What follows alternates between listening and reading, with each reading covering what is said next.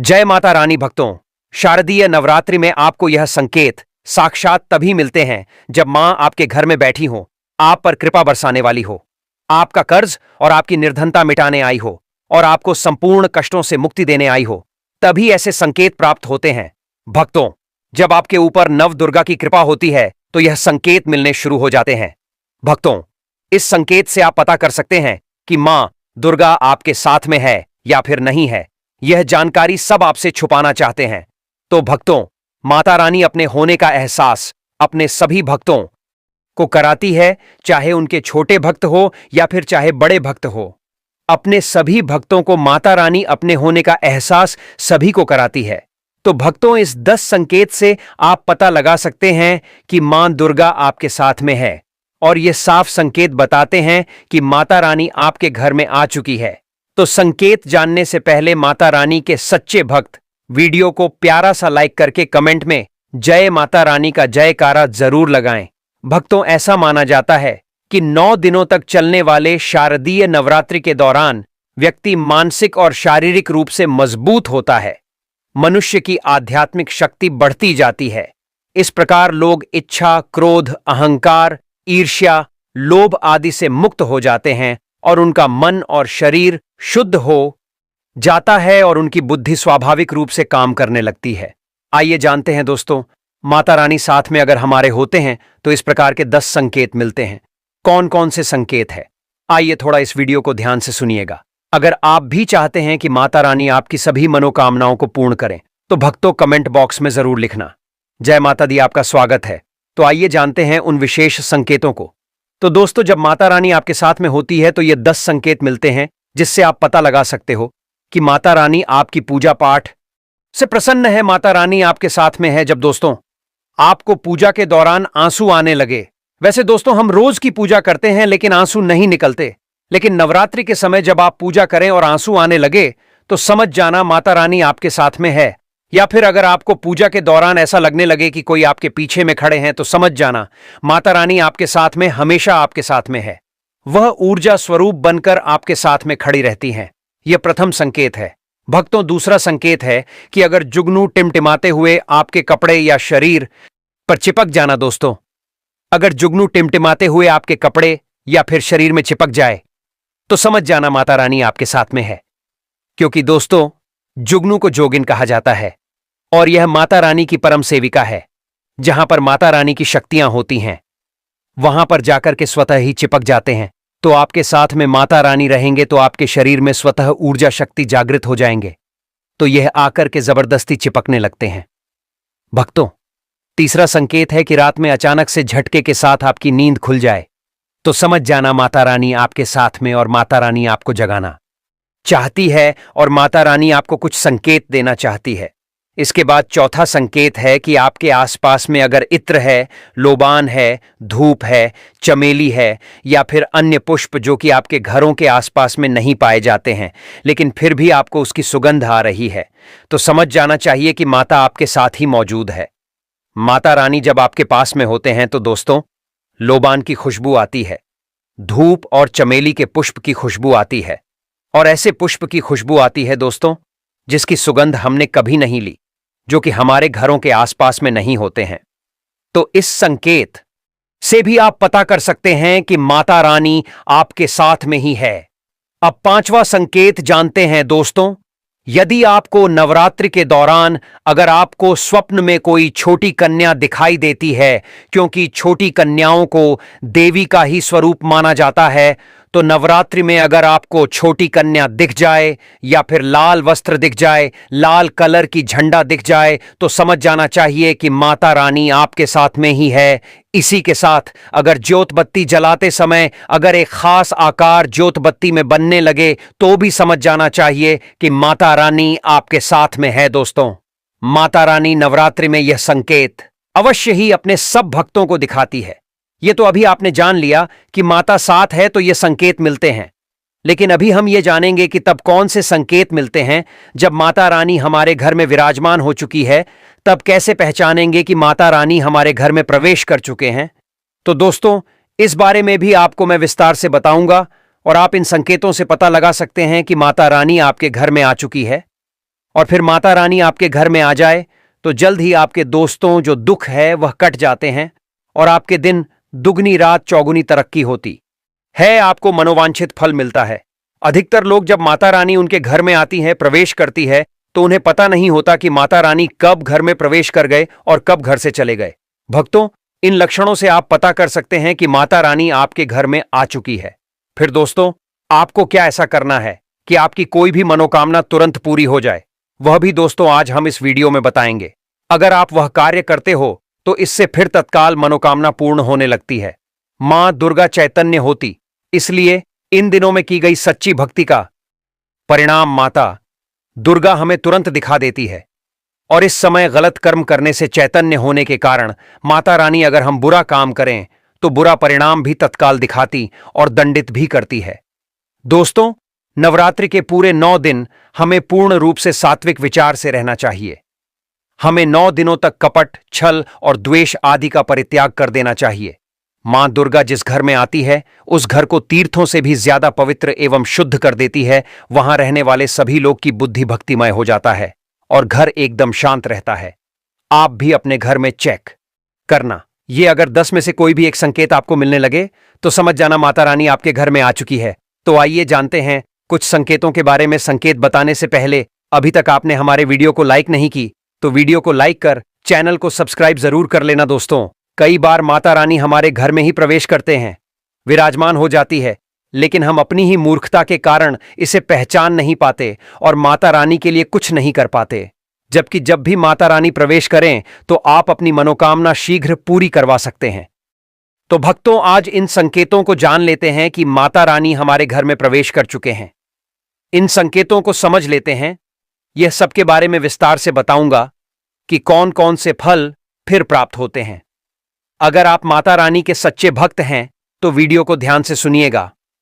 अगर बार बार आपके घर में गौ माता का आना, जिस घर में मां दुर्गा रहती उस घर में उनकी बहन कामधेनु उनकी सेवा के लिए, उनकी दर्शन के लिए बार बार घर के द्वार पर बिल्कुल ही आती है और यह घर के इर्द गिर्द घूमती रहती है, वहां से 9 दिनों तक नहीं भागती, तो समझ जाना कि माता रानी आपके घर में आ चुकी है। भक्तों, दूसरा संकेत, मधुमक्खी का घर में आना। देखिए, मधुमक्खी को मां दुर्गा की ब्राह्मणी स्वरूप कहे गए हैं। जिस घर में नवरात्रि में मधुमक्खी आती है तो समझ जाना उस घर में माता रानी आ चुकी है, क्योंकि जो मधुमक्खी है यह मां दुर्गा के ही स्वरूप कहे गए हैं और यह अपने पूर्ण स्वरूप के दर्शन के लिए अर्थात नव दुर्गा के दर्शन के लिए सेविका बन करके आती है। तो समझ जाना आपके घर में मां दुर्गा आ चुकी है। तीसरा संकेत है कि ज्योति का तीव्र रूप में जलना। जी हां दोस्तों, अगर आपने अपने घर में माता रानी की प्रसन्नता के लिए भक्ति प्राप्त करने के लिए ज्योति स्थापित करके रखे हैं और अगर ज्योति की लौ तीव्र गति से चल रही है तो समझ जाना ज्योति के समक्ष स्वयं माता रानी खड़ी है और आपको भी अंतरात्मा से माता रानी के होने का एहसास होगा। तो इस संकेत से भी पता कर सकते हैं कि माता रानी आपके घर में आ चुकी है। क्योंकि दोस्तों, जब भी ज्योति की लौ प्रचंड रूप से जलने लगे तो वह इसीलिए जलती है क्योंकि दोस्तों, माता रानी और उनकी ऊर्जा से ज्योति लौ बढ़ जाती है।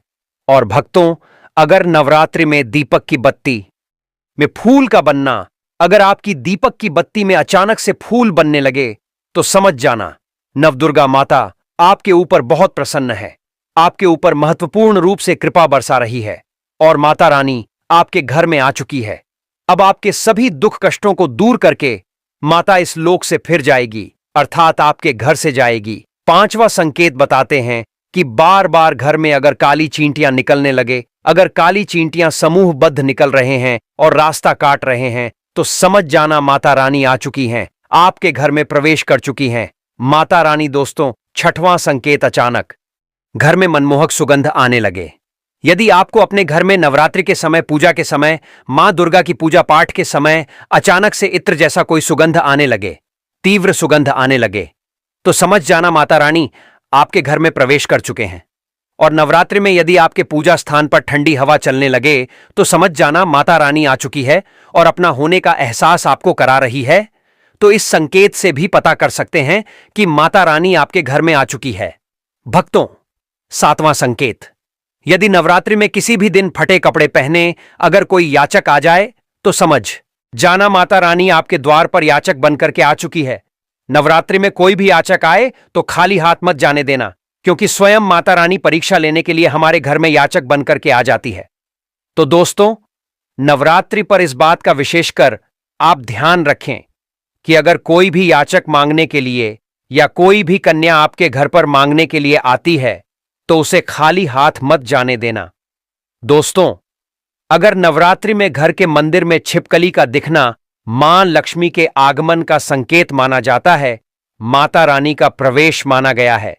मान्यता है कि इससे मां लक्ष्मी की कृपा हो सकती है और धन लाभ होने के साथ कई शुभ समाचार भी मिल सकते हैं। लेकिन नवरात्रि के दौरान सबसे ज्यादा महत्व होता है कन्या पूजन का। दोस्तों, माना जाता है व्रत और उपासना से माता रानी इतना पसंद नहीं होती है जितना कि कन्या पूजन से होती है। नवरात्रि में छोटी छोटी कन्याओं को माता रानी का स्वरूप माना जाता है। कन्याओं को भोग लगाया जाता है, उन्हें प्रसन्न किया जाता है और बदले में आशीर्वाद मांगा जाता है। कन्याओं को प्रसन्न करने के लिए गिफ्ट आदि उपहार वगैरह दिए जाते हैं। माना जाता है अगर कन्याओं को कोई भेंट दी जाए और कन्याओं ने उसे खुशी खुशी स्वीकार कर ली तो इसका मतलब है माता रानी अर्थात माता वैष्णव ने भेंट स्वीकार कर ली। जिन पर कन्याएं प्रसन्न होती हैं तो समझो उन्हें माता रानी का आशीर्वाद मिल गया और माता रानी की कृपा से उन्हें मुंह मांगा वरदान प्राप्त होता है। नवरात्रि में 2 साल से लेकर 10 साल तक की कन्या का पूजन होना चाहिए। अष्टमी अथवा नवमी को कन्याओं के पैर धोकर भोजन कराना, उपहार आदि देना श्रेष्ठ माना जाता है। आपके घर में संपन्नता बनी रहे तथा धन की कोई भी कमी ना हो, कन्याओं को कोई सुंदर गिफ्ट दे सकते हैं। शास्त्रों में बताया जाता है कि कन्या जितना खुश होती है, माता रानी उतना ही जल्द फल की प्राप्ति प्रदान करती है।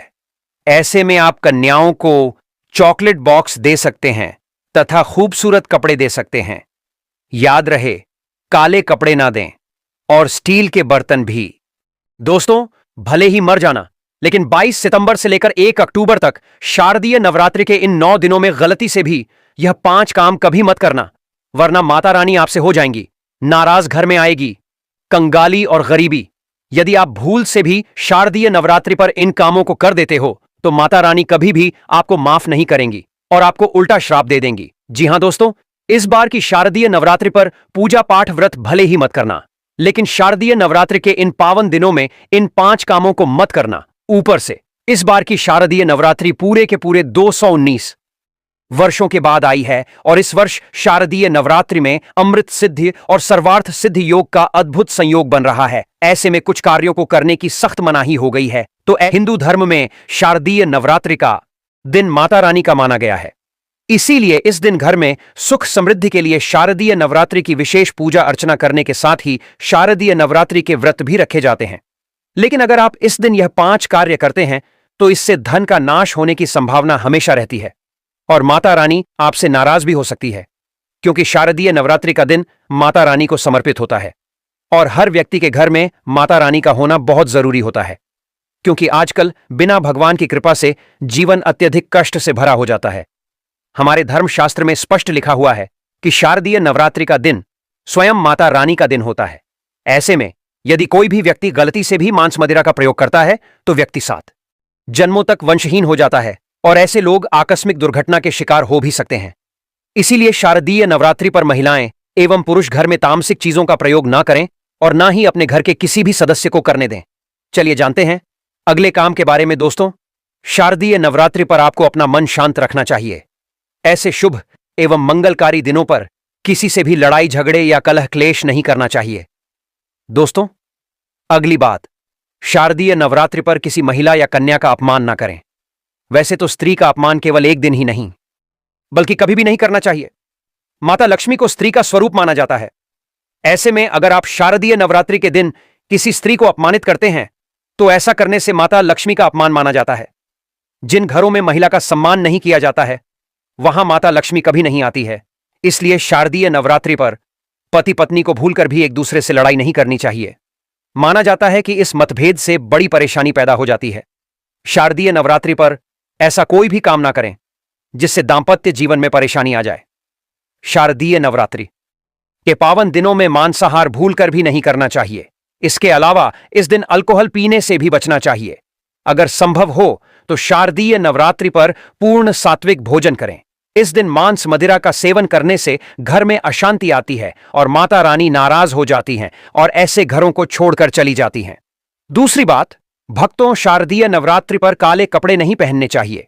शारदीय नवरात्रि के दिन काले रंग के कपड़े पहनना भी अशुभ माना जाता है, क्योंकि काला रंग नकारात्मक ऊर्जा का प्रतीक होता है और इसे तामसिक गुण से जुड़ा हुआ माना जाता है। इस दिन साधक को सफेद, पीला, हरा या अन्य हल्के रंग के कपड़े पहनने चाहिए, क्योंकि यह रंग सकारात्मक ऊर्जा को आकर्षित करते हैं और पूजा की प्रभावशीलता बढ़ाते हैं। माता रानी का ध्यान करने के लिए हल्के और शुद्ध रंगों के कपड़े पहनने चाहिए। भक्तों, तीसरी बात, शारदीय नवरात्रि के दिन देर तक ना सोएं।